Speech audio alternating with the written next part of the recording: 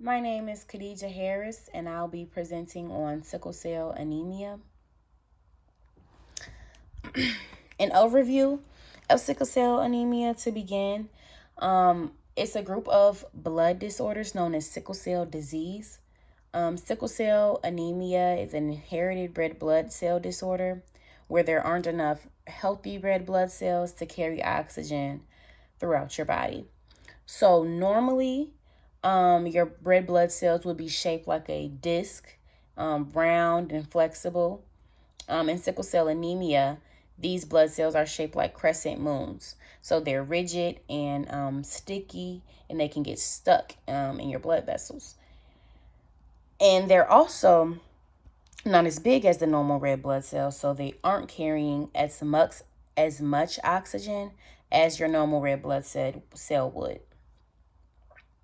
Sickle cell was first observed under the microscope by James Herrick. He was actually a dental student in Chicago who complained about fatigue and anemia. He showed symptoms of anemia and had chronic pain. So he took a sample of his blood and he looked at it up under the microscope, and he noticed that he had some cells that were shaped here like the crescent moons. He did not know where this came from or didn't know anything else about the disease. This is just when sickle cell, the shapes of these cells were first observed in 1920. Then in the late 1940s, people started to dig more into sickle cell disease. Like, where did it come from? How did it work? Its molecular mechanisms. So in 1949, two articles were published that described how sickle cell was hereditary. So if a person's parents have sickle cell, then they'll for sure be a carrier. But and a carrier is someone who has the gene but doesn't have the full-blown disease. And let's just say both of your parents do not have sickle cell disease, but they're both carriers. You can still end up with it by getting that recessive gene that produces the sickle cell disease. So like I said, its heredity was discovered in 1949. And then in 1951, Dr. Linus Pauling discovered that the hemoglobin in sickle cell had a different chemical structure in persons with sickle cell anemia.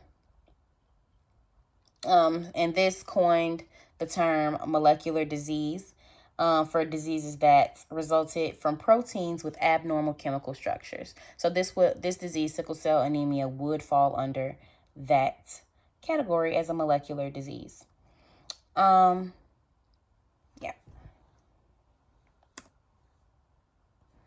So now we're going to move on to some symptoms of sickle cell. Some symptoms include anemia, of course. So sickle cells are very rigid and sticky, as I said before, so they break apart easily and they die.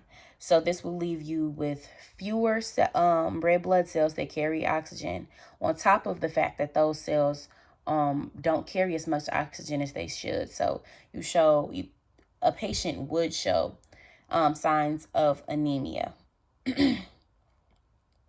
And this would also cause fatigue in the body, which is a symptom of anemia. A person with sickle cell also has episodes of pain. This pain can happen when a blood vessel gets blocked. So again, the shape of the red blood cell will cause the blood vessel to become blocked and no blood flow could go through. Again, that's lacking oxygen, and now there is a blockage of blood causing pain. This pain can be in your chest, abdomen. It's a very systemic disease. It doesn't just affect one part of the body. The pain can vary in intensity, and it can last anywhere from a few hours to a few weeks. And again, it kind of depends on the person on how many times these episodes of pain would occur. Sometimes there's something called a pain crisis, and this pain crisis would require hospitalization. It's like extreme pain where drugs would be needed to deal with the pain. Another symptom would be edema of the feet and hands. This will be also caused by the blockage of the um, the blood vessels. Delayed growth or puberty would also occur in adolescents with this disease. This disease can also be diagnosed in a newborn when they do the initial blood test and something like stuff like that. I meant to say that at the beginning. Red blood cells again supply your body with oxygen, and so a shortage of this oxygen and this nutrients that normal red blood cells would carry causes a delay in the growth in puberty because nutrients and oxygen needs are not met. One can also experience vision problems. So these problems could occur because, again, blood vessels that are blocked in the eyes, you will be able to see past those blocked blood vessels.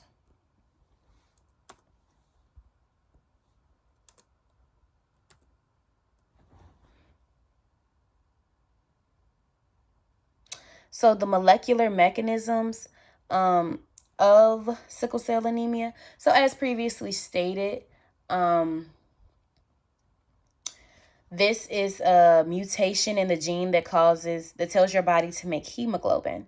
And hemoglobin carries oxygen throughout the body and is stored in the red blood cells.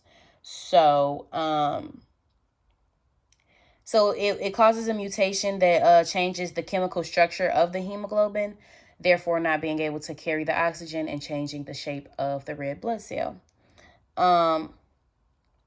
Normal red blood cells would last anywhere from 100 to 120 days, while sickle cells will only last 10 to 20 days, again, leaving the body depleted of oxygen and in lots of pain. So treatments for sickle cell, there is no definite cure for sickle cell. One can try a stem cell transplant, which I'll talk about in a second, or a person would use different types of drugs and therapies to lessen the complications of this disease. So one can get a stem cell transplant, which is also known as a bone marrow transplant. And so for this to occur, one would have to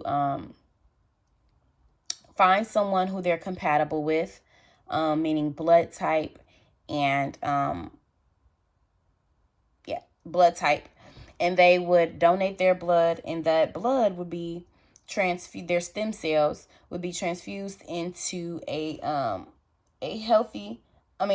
patient with sickle cell anemia. So that their body, since these are stem cells, they're undifferentiated, which means that they can go and tell your body to make more of these type of healthy cells and not the misshapen red blood cells that your body was already making. The only thing with these with stem cell transplants was that they would have to be done over and over and over again, which could be expensive and could be harmful to the body because there's complications that also come with stem cell transplants. Your body could not react well to the blood, even though it is a match. There are multiple complications that come with a stem cell transplant. A drug that's often given to sickle cell patients is hydroxyurea.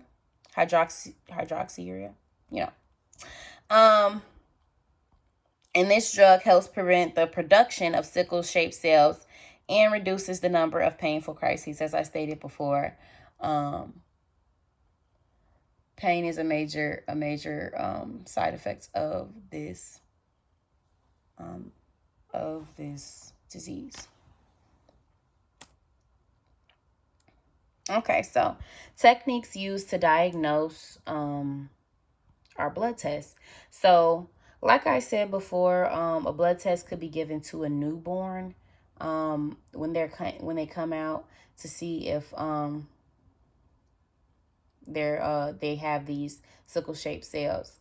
Another test that would be used if someone, was, let's just say they missed it early on and it's starting to onset, as a toddler or so. They would get a sample of venous blood, and they would do it like how we did our blood test to find out our blood type in our lab.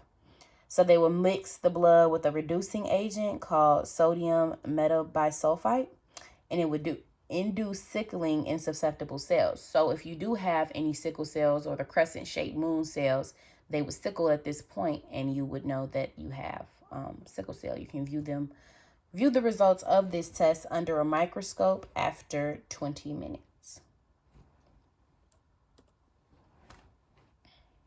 So some recent research advances in this disease, chronic transfusion therapy since transfusion is already being used to treat sickle cell anemia. But this type of chronic transfusion is done with hemoglobin A. So often patients with sickle cell will have strokes or different types of things like that. And with this study, it said that stroke is a major cause of long-term morbidity in individuals with sickle cell anemia. So if they did this type of transfusion with this specific type of hemoglobin, this would reduce the instances of strokes, because a person with sickle cell can have multiple strokes. So this would reduce their instances of stroke, and it would reduce the percentage of their hemoglobin S level to below 30%, which would in turn prevent the progression of cerebral ischemia.